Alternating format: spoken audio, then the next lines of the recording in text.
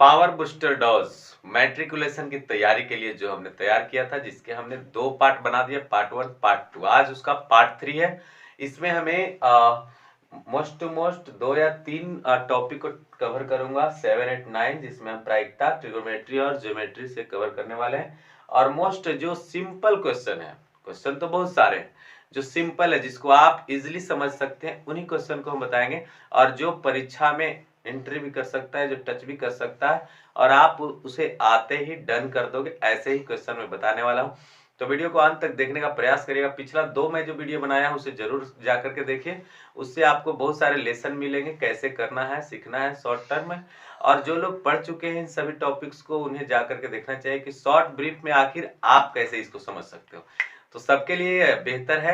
और परीक्षा का अंतिम समय है, 17 तारीख के पहले जो कुछ भी आपको फंडे मिलते हैं वो सब कुछ सीखने का प्रयास करिए। आप भी इसी तरीके से आप एक्सप्लेन अगर करना चाह जाओगे चैप्टर्स को, तो समझ लो कि आपके पास भी एक्स्ट्रा नॉलेजेस बढ़ते चले जाएंगे। तो आते हैं हम पहले प्रायिकता को देखते हैं और बहुत ही ब्रीफ में लेकर के चलेंगे। सिक्का, एक सिक्का है, अगर एक सिक्का को हम फेंकते हैं, टॉस करते हैं ऐसे करके, तो टॉस करने के बाद सिक्का में 2 तरह की घटनाएं घटेंगी, इधर हेड और क्या घटेगा, टेल। 2 ही घटनाएं घटेंगी, इससे ज्यादा कुछ होगा ही नहीं। तो यदि टॉस किया जाए तो ये 2 घटनाएं घटेंगी। तो टोटल घटना को हम नीचे की ओर रख देते हैं, तो टोटल घटना घटेगी 2। अगर पूछा जाता है कि प्रोबेबिलिटी ऑफ गेटिंग टेल क्या है, टेल कितना, तो टेल की संख्या कितना होता है। एक सिक्का में 2 गो पहलू है, इधर एक नीचे का, एक ऊपर का साइड, एक या तो टेल होगा या तो हेड होगा। तो टेल की संख्या क्या होगी, 1, तो 1/2। और उसी तरह से प्रोबेबिलिटी ऑफ अगर हेड पूछा जाए तो उसी तरह से 1/2 हो जाएगा।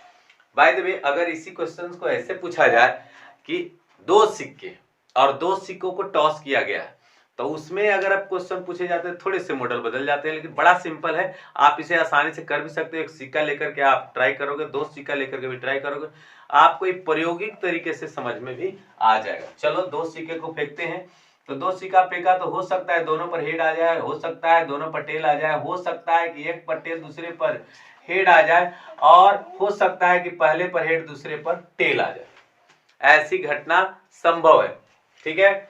अब पूछा जाए कि probability of getting head, only head, केवल हेड, मतलब ऐसी घटना बताओ जिसमें केवल हेड होता हो। तो सबसे पहले ऐसे तो आप लिख ही पाओगे इजीली, 2 सिक्का को टॉस करके देखना, एक ही साथ फेंकना, तो आप देखोगे कि 2 चीजें घटी, या तो हेड दोनों पर आ गया, या तो टेल दोनों पर आ गया, या तो टेल हेड आ गया, कुछ भी हो सकता है ना। और लेकिन मैक्स टू मैक्स 4 घटना से ज्यादा कुछ घटने वाला नहीं है। ओके, तो फिर आप केवल अगर हेड चाहते हो, केवल हेड, तो हेड की, केवल हेड के लिए तो यही एक व्यवस्था है। बाकी में तो भाई इसमें है ही नहीं, और इसमें है तो एगो में हेड है, एगो में टेल, इसमें भी एगो में हेड। तो ऐसी स्थिति में एक होगा ऊपर, और टोटल घटनाएं कितनी घट रही है, 4। ओके, अब यदि प्रोबेबिलिटी पूछा जाता है, probability of getting tail, only tail, केवल टेल, तो केवल टेल अगर पूछा जा रहा है तो इसमें भी 1/4, चूंकि केवल टेल तो यही एक है। लेकिन अगर पूछा जा रहा है कि प्रोबेबिलिटी ऑफ टेल, सिंपली ऐसे लिखा हुआ है कि टेल आने की घटना क्या है, अगर 2 सिक्कों को टॉस किया जाए, तो 2 सिक्कों को टॉस किया जाए तो टेल आने की घटना में इसको भी काउंट करेंगे, इसको भी करेंगे, इसको भी करेंगे, केवल इसको छोड़ देंगे क्योंकि इसमें टेल का नाम निशान नहीं है। देन प्रोबेबिलिटी ऑफ टेल में क्या हो जाएगा, क्या हो गया, टेल, अरे क्या हो गया, ओनली टेल, अरे क्या हो गया, ओनली हेड, सही है। तो इसमें हो गया 3/4। ऐसे करके अगर पूछा जाता है कि हेड और ओनली हेड, तो ओनली हेड में 1/4, और अगर हेड पूछा जाता है तो 3/4। एंड है, क्लियर है प्रोबेबिलिटी।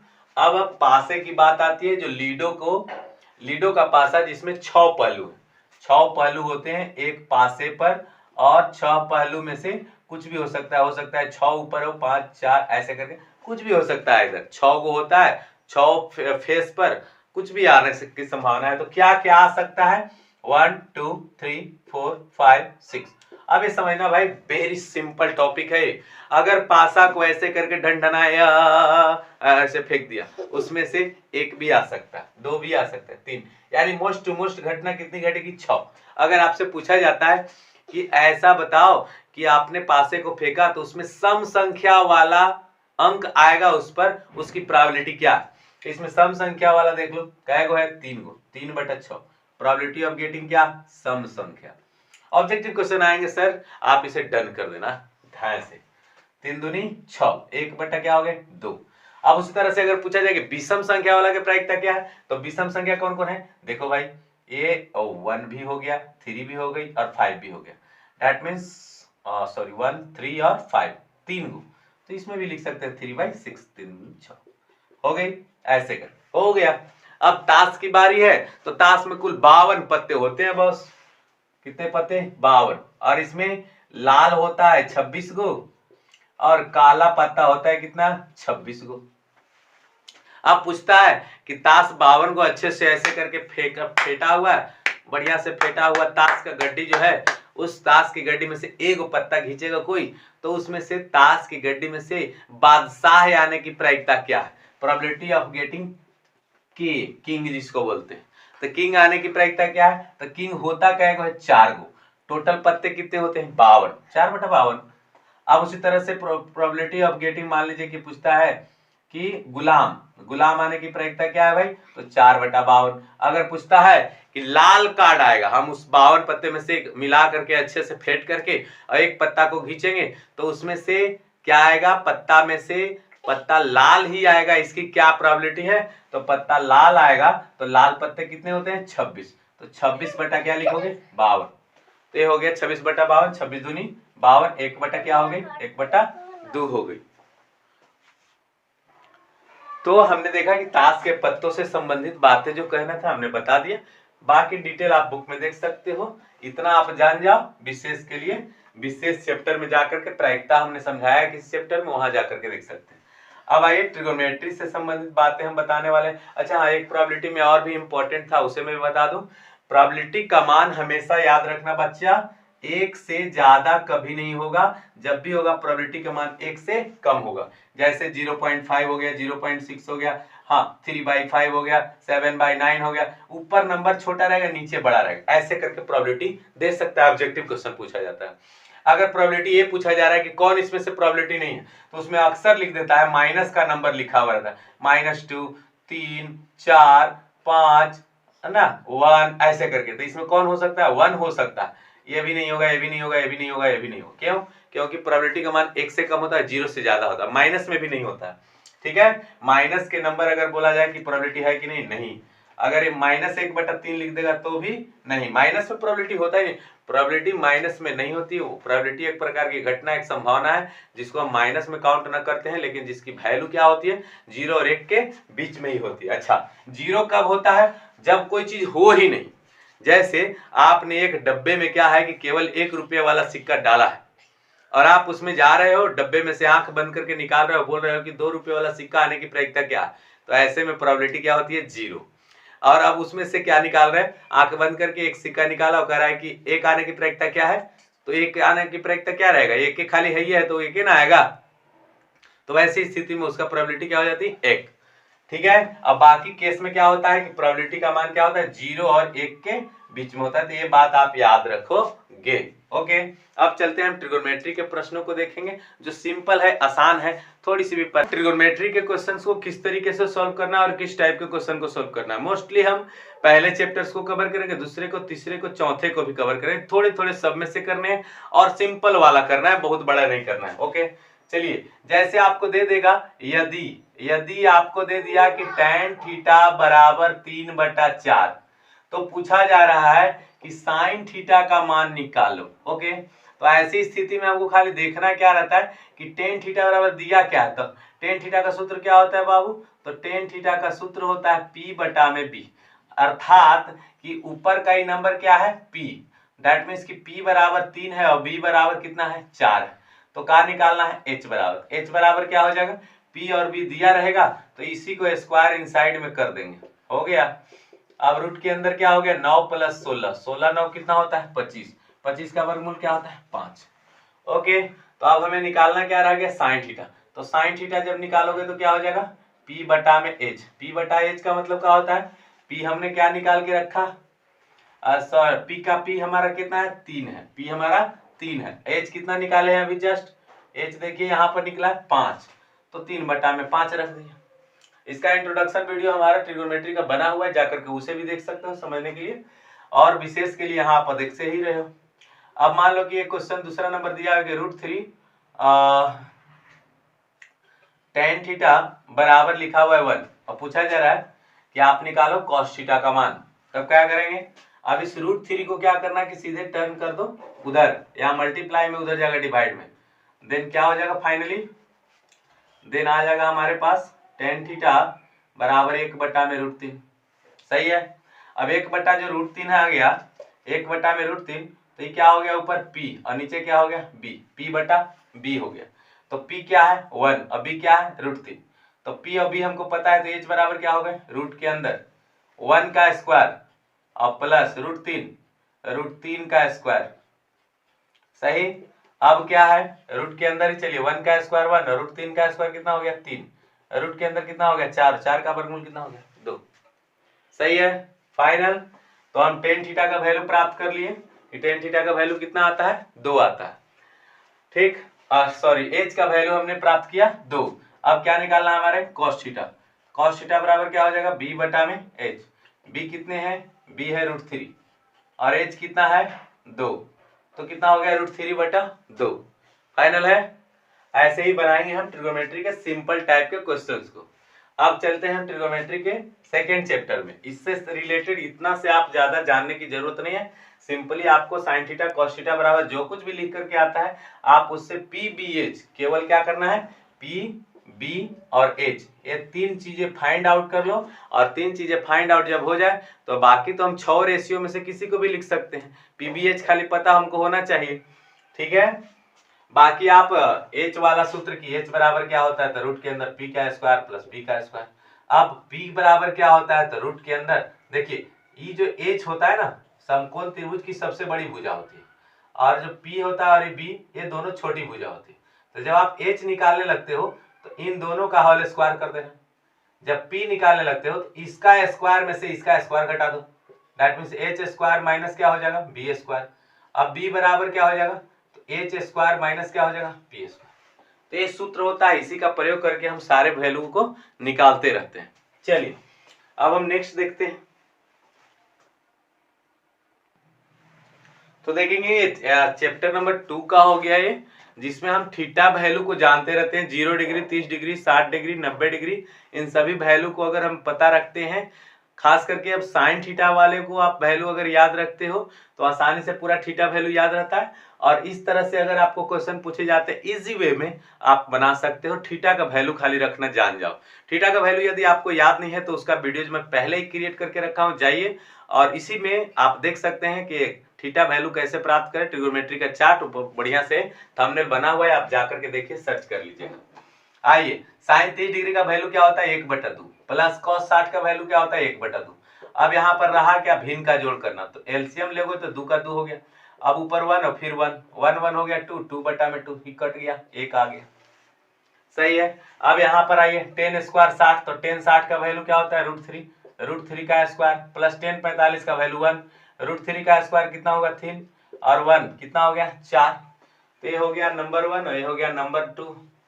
अब इसके बाद ये नंबर 3 में हम आते हैं, साइन स्क्वायर 45, साइन 45 का वैल्यू क्या होता है 1/√2 और इसका स्क्वायर कर दिए, और cos 45 का वैल्यू क्या होता है 1/√2। ये सिर्फ आपको चार्ट में अगर थीटा वैल्यू याद कर लियो साइन कोस का कम से कम, तो बात बन जाएगी सबका। ठीक है। अब 1 का स्क्वायर 1 और √2 का स्क्वायर 2, और इसमें भी वैसे ही 1 का स्क्वायर 1 √2 का स्क्वायर 2। अब यहाँ पर देखो 2 और 2 दोनों सेम सेम है तो नीचे 2 लिख दो, और ऊपर जैसा भी रहे उसको जोड़ दिया करो, नीचे सेम रहता है तो जोड़ देने में कोई दिक्कत नहीं। अब यहाँ आइए क्वेश्चन नंबर 4 की ओर देखते हैं।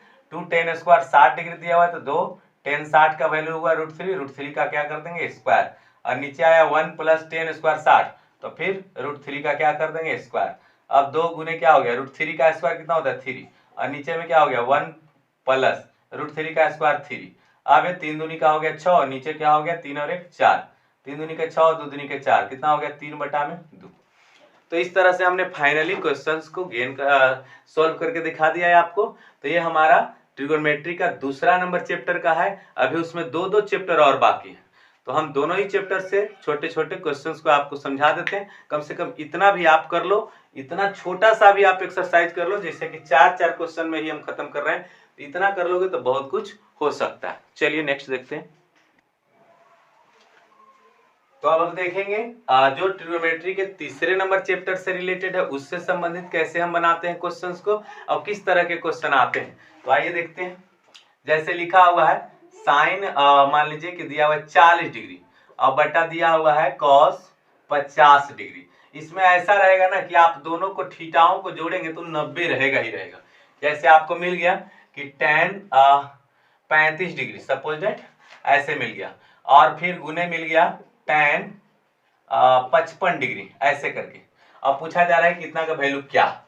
तो ऐसे क्वेश्चन जब आपको रहेंगे तो इसमें चेंज करने के लिए मात्र छोटे छोटे सूत्र होते हैं, याद रखना है कि साइन 90 डिग्री माइनस क्या हो गया थीटा बराबर क्या हो जाएगा कॉस थीटा और टेन 90 डिग्री माइनस थीटा बराबर क्या होता है कॉट थीटा। ठीक है।